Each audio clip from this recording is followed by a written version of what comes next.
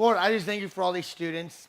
And I just pray that you can speak to me today, Lord, that we can just gain new perspective on how to live life, Lord, and just have an honest view of ourselves and just knowing who you are and what your view is of us, Lord. And I pray these things in your name. Amen. All right, so really quickly, I got to ask, who knows who Dude Perfect is? Who's a fan of Dude Perfect? Dude Perfect fans? Awesome, sweet. Well, I was preparing my sermon, and I came across this Dude Perfect video. I was like, you know what? Why not start the sermon with a Dude Perfect video? So, check out the screens. Teamwork makes the dream work, guys. We're going to try and break the record for the longest blindfolded basketball shot. Good luck, coach. Yep, goes that way. Okay? This is the world's longest blindfolded basketball shot. Oh, you literally made it! No. You switched it! I swear! No. That was the first shot. No way. Dude, I know it way with you. No. Guys, I literally, it's my first shot. Switched it! That's the best way to get hurt. That was the first take. Dude, give me that! Yes! Thank you, Michael. I'm counting my losses up as wins. Cause Jesus three-peating, beating my sins. Nah, the boy ain't talking about rings, ain't worried about the bling. We're gonna give you guys a taste of what it looks like to see off the edge. Here we go. Sketchy. Oh, wow. Oh, wow. Oh, that's a long way down. This is the world's highest basketball shot. Infinity and infinity and you already know. Undefeated. Are you kidding me? There's no stopping us. Undefeated. No doubting champions. Undefeated. Can't hold us down. Infinity. Oh my gosh! Yeah, I can't believe you made that. World record, baby! Yeah! And I just need to bring it in for a hug. Thank you, guys.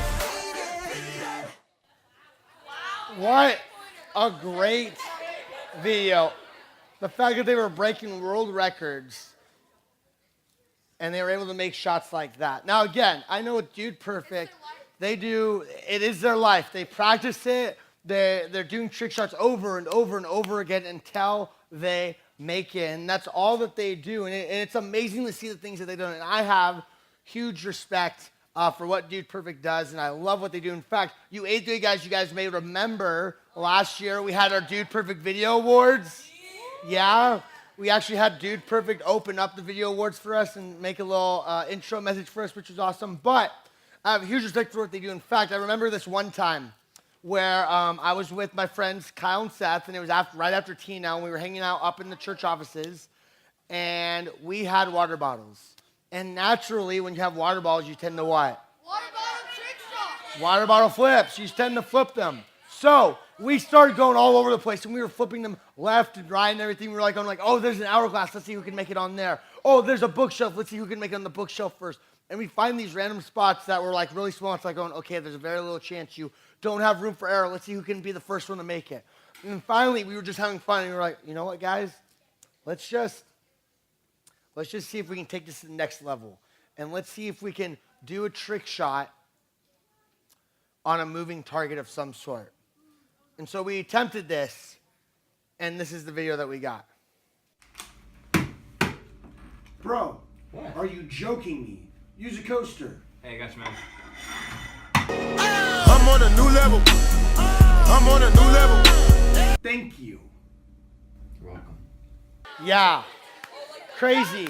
Now, guess how long that took. That was your first try. Okay, people who were here from other services, it took us 45 minutes to get that 10-second shot. We were literally doing it over and over and over again to where there'd be some times to where we would mess up on just the simple water bottle flips, or it would be that just the dialogue wasn't right, but mostly it was getting that one water bottle flip onto the coaster. There's even one time where we got it and we weren't recording. We're like, we weren't recording.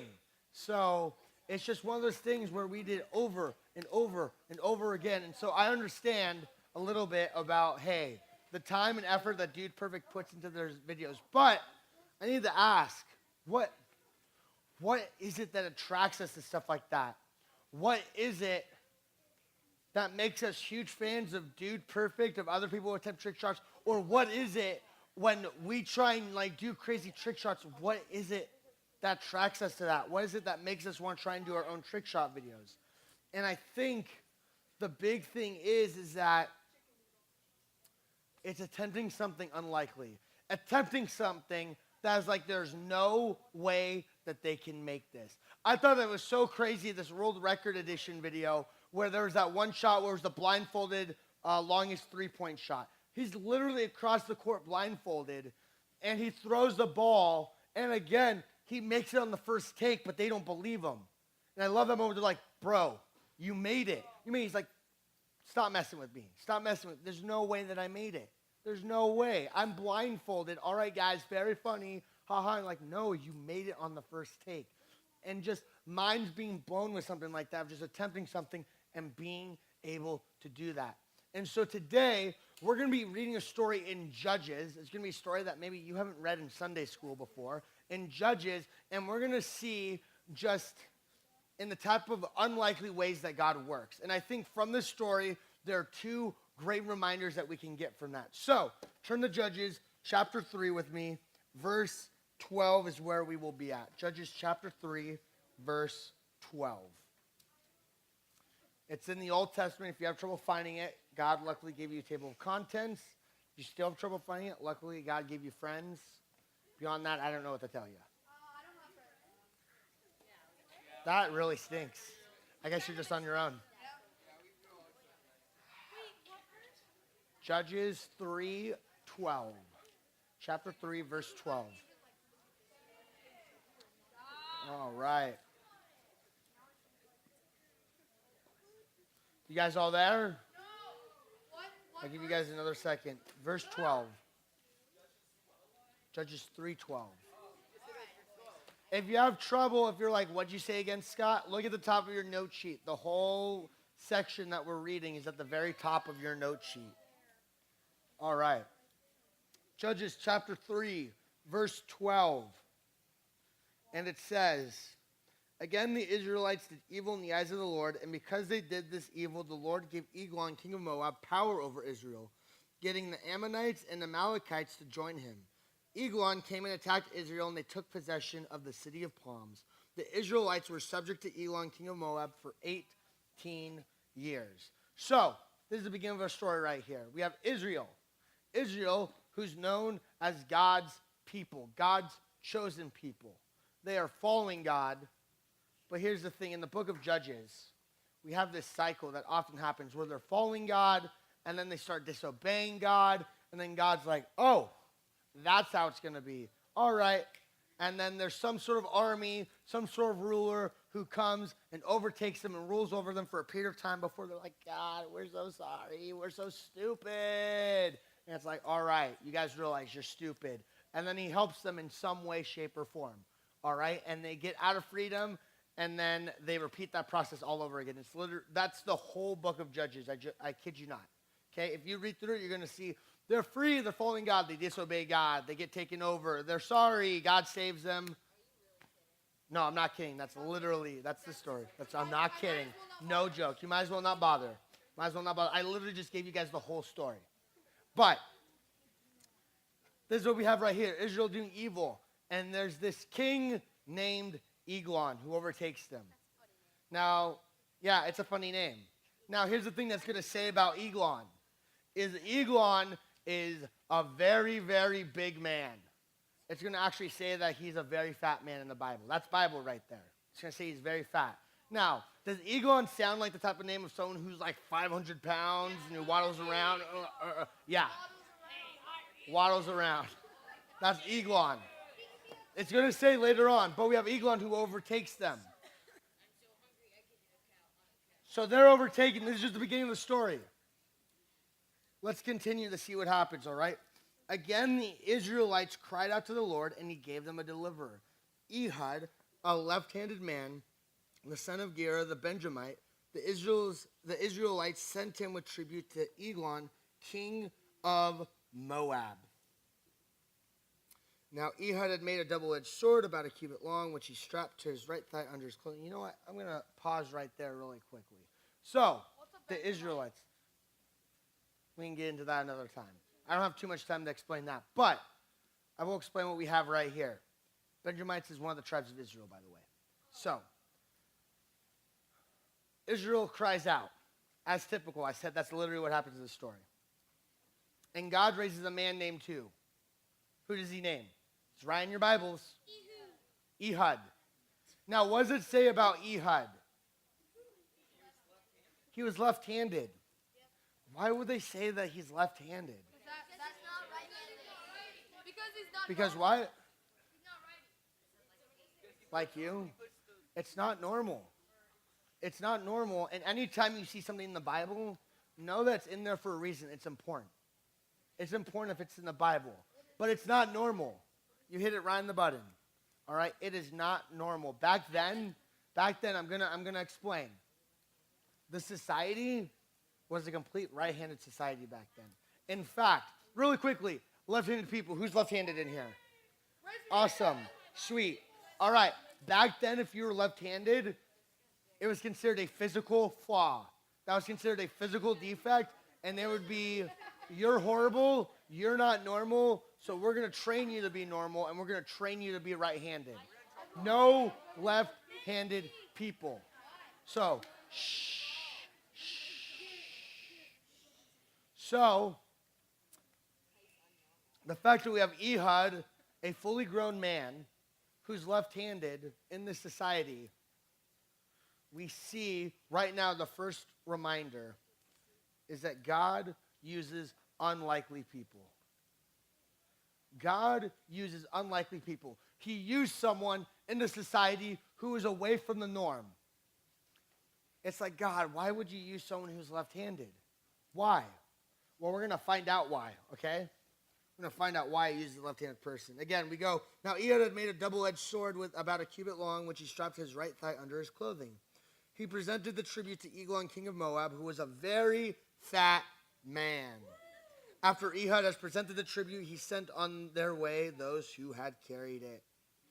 So, they bring this tribute, and Ehud makes a sword. Now again, when you have a sword, if you're right-handed, where do you usually have your sheath and everything? On the opposite. On the opposite side. Now, why do you have it on the opposite? So you can just be like, good job. Is it kind of awkward to try and sneak a weapon in and kind of try and pull it out on the same side? That's awkward. That's weird. All right, especially when you got a blade that's a foot long. That's kind of difficult to pull out. Now, imagine this. It's a palace. There's a king. There's security that Ehud has to get through. He's got to get through. Now imagine this, right-handed society. Do you think what leg, if they think, okay, someone's going to try and sneak in a sword of some sort, what do you think they're going to check? The left leg, the left thigh. Do you think that they worry about the right thigh? No, because as far as they're concerned, everyone's right-handed. No one's going to sneak something in their right thigh. No. So because God used this left-handed person, he used this unlikely person because he was left-handed and because he put his sheath and his weapon on his right side naturally, he was able to get through security, get through the temple guards unnoticed, and get into the presence of the king. And he was able to use an unlikely person to do that. Now, here's the thing. You're like, okay, Scott, he's left-handed. So what?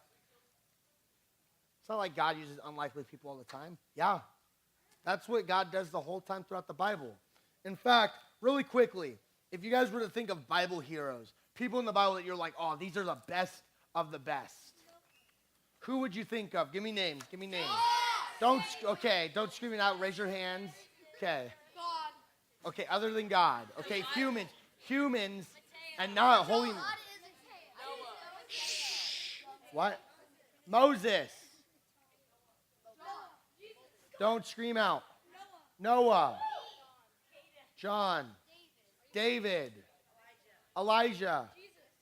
Jesus. Well, Jesus was holy God, holy man. The Bible Okay, that's not a person. Esther. Isaac. Daniel. Yes. Here's one more. Rahab. Yes, so. All right. Well, I've compiled this list of Bible heroes and Bible characters, some that we know very, very well, that God has been able to use.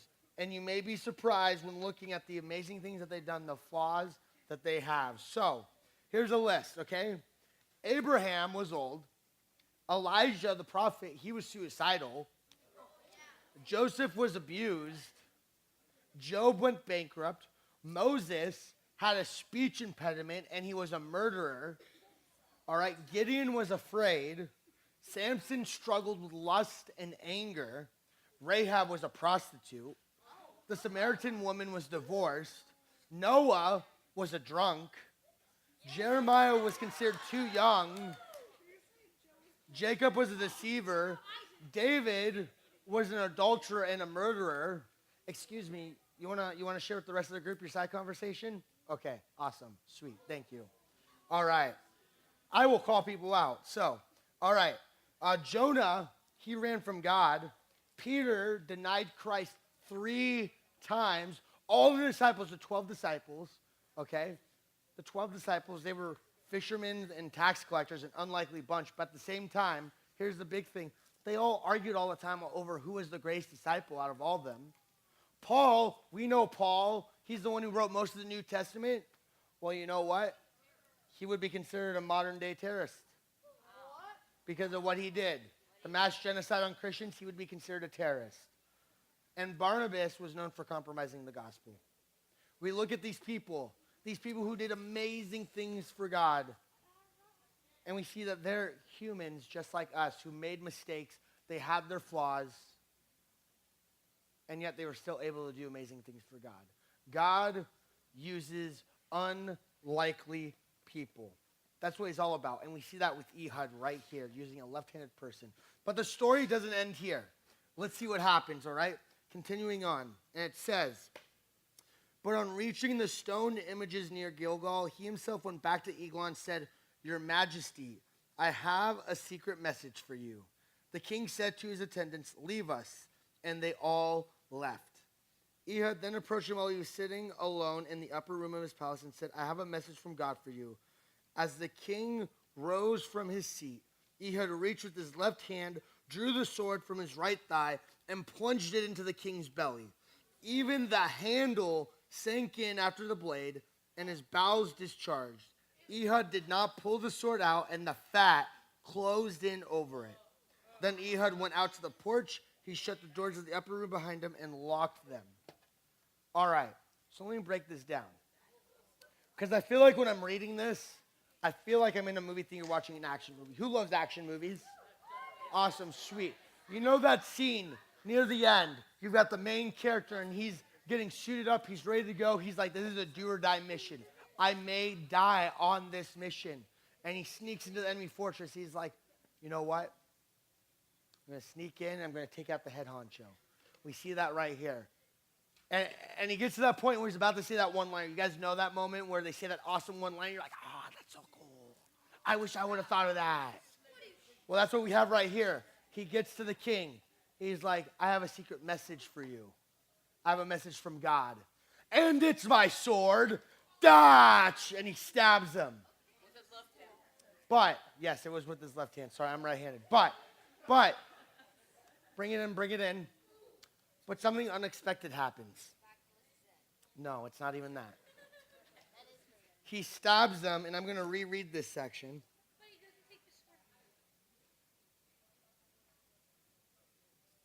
Even the handle shaken after the blade, and his bowels discharged. Let me explain. There are two schools of thought on this. People have actually debated about what actually happened. Some people say, hey, because of how deep it sank and everything, that basically his guts just came out. Everything came out from where he got stabbed. The other school of thought is, and this is what I like to believe, is that when he stabbed him, he literally pooped himself. That's what I like to believe. The Bible isn't fully clear. People argue over it. In fact, it could very well be both. Both his guts came out and he pooped himself. We don't know. We don't know. But that is what happened. Now, let me ask you guys this. Bring it in. Do you think Ehud, whether the guts came out or he pooped, do you think Ehud was expecting that? No. He probably said his one-liner, and again, this is when I'm watching this. And I'm like, this just went from action to action comedy right here. All right? Stabs him, poop comes out, and you're like, oh my goodness. I'm sure Ehud, if it was poop, he got some on his sandal, and he's like, dang it. I didn't plan for this. But after this, Ehud, we see that he locks the doors, and he heads out of the palace. Now let's see what happens after this, all right? And it says, after he had gone, the servants came and found the doors of the upper room locked. They said he must be relieving himself in the inner room of the palace. So they come to the front doors of the king's chamber. It's locked. And they're like, he must be pooping. He must be relieving himself. Now, why do you think they jump to that conclusion? Not necessarily because he's fat. What do you think it smells like? It probably smells like poop. It probably does. So here they are waiting, and it continues. It continues, and it says, they waited to the point of embarrassment. But when he did not open the doors of the room, they took a key and unlocked them. There they saw their Lord fallen to the floor, dead. So you see, they waited to the point of embarrassment. Imagine how long they waited for. 15, 20, 30 minutes, maybe even an hour they waited. Then they were embarrassed. They were like, okay, this is embarrassing. You guys ever had that moment where maybe a friend came over and they asked to use the restroom? And they were like, oh, I'll just be a short while. And then they're gone for an hour. And they come back. You're like, were you dropping an atomic bomb in there or what? This is probably what they were feeling, going like, oh my goodness, like the king must be passed out or something, the fumes, I don't know. But they see this. Now let's see what happens with Ehud while this is all going on. While they waited, Ehud got away. He passed by the stone images and escaped to Seirah. When he arrived there, he blew a trumpet in the hill country of Ephraim, and the Israelites went down with them from the hills, with him leading them. Follow me, he ordered. For the Lord has given Moab, your enemy, into your hands. So they followed him down and took possession of the fords of the Jordan that led to Moab. They allowed no one to cross over. At that time they struck down about 10,000 Moabites, all vigorous and strong, not one escaped. That day Moab was made subject to Israel, and the land had peace for 80 years. So as it says right here, there's this unlikely situation that happened where guts came out, poop came out, whatever. This unlikely situation that Ehud didn't plan for.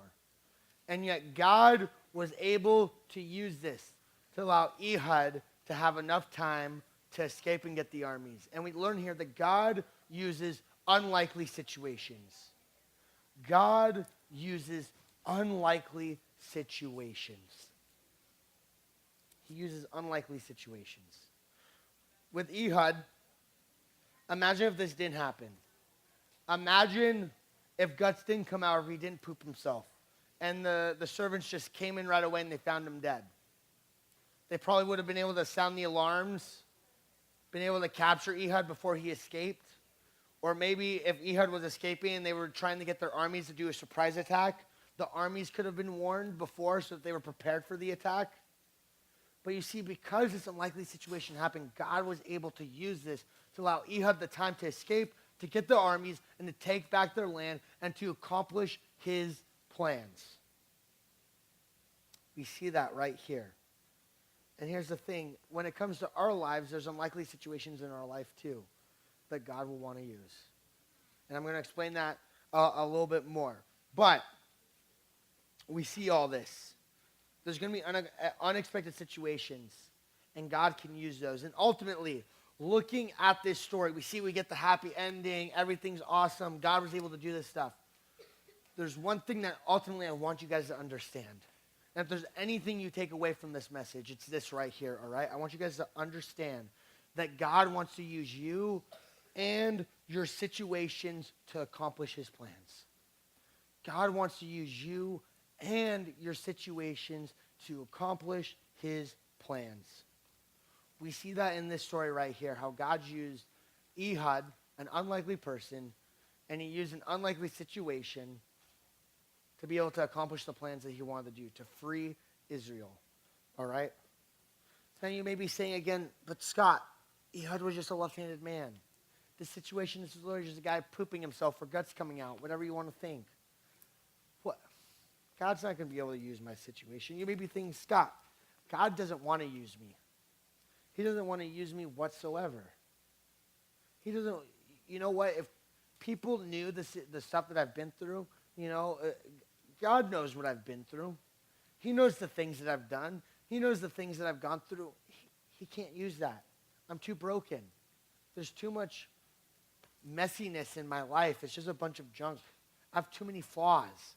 There's no way God will use me. I have a jacked up life. And you may be thinking this. You may be thinking, I am not qualified to be used by God. And I'm going to tell you guys, I used to think this way as well. I used to think this way as well. I'm going to get personal here, all right? But it all goes back to being born. I remember my dad telling me of how when I was born, I had liquid in my ears, and the doctors didn't realize it. And so the first 2 years of my life, I was deaf. So I couldn't take in all the sounds and everything that I was supposed to be taking in. So because of that, because of being deaf for the first 2 years of my life and not taking, I couldn't speak properly growing up. And because of that, I had to take special classes up until 3rd grade just to learn to speak at a moderate level to where people could understand me. And because of the fact that people couldn't understand me for a good amount of time, people started making fun of me, started bullying me, making jokes about me. And because of that bullying, I started struggling with depression. And I started struggling with just the fact that how could people be this mean? And I struggled with that stuff. And I struggled with my identity, and I struggled with all these things.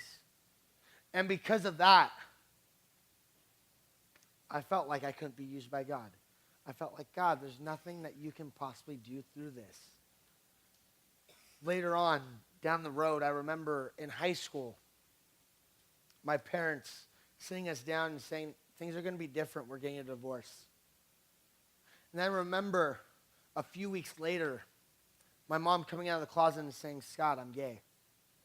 I remember that rocking my world. The person who was my spiritual mentor at the time, the person who I would always go to for advice on how to live the Christian lifestyle. When I didn't know what to do, I would go to her. And here she is saying, you know what? No, this isn't the way that I'm living anymore. And she made a complete 180. My whole world was flipped upside down. And I didn't know what to do. And I thought, in those moments, I was like, God, what the heck is going on? I've got so many flaws. My life is so jacked up right now. There's no way you can use this. And I would get into these arguments with God. He's like, no, I want to use this. I want to use you. I'm going, how the heck are you going to use this? How the heck are you going to use me? I'm flawed. I'm broken. There's no way you can use me. He's like, Scott, you need to understand that by you simply just accepting the fact that I want to use you in your flaws, that you just answering that call that I'm calling for you, that I'm going to be able to show my power and my awesomeness through your weaknesses, through your stories. I'm going to show how amazing I am. I'm going to show my strength through you. And so I was like, all right, God.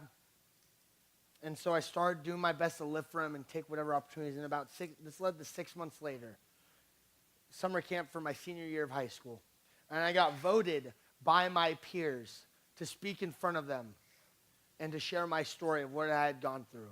And so I got to share through my situations, my experiences that weren't really going my way.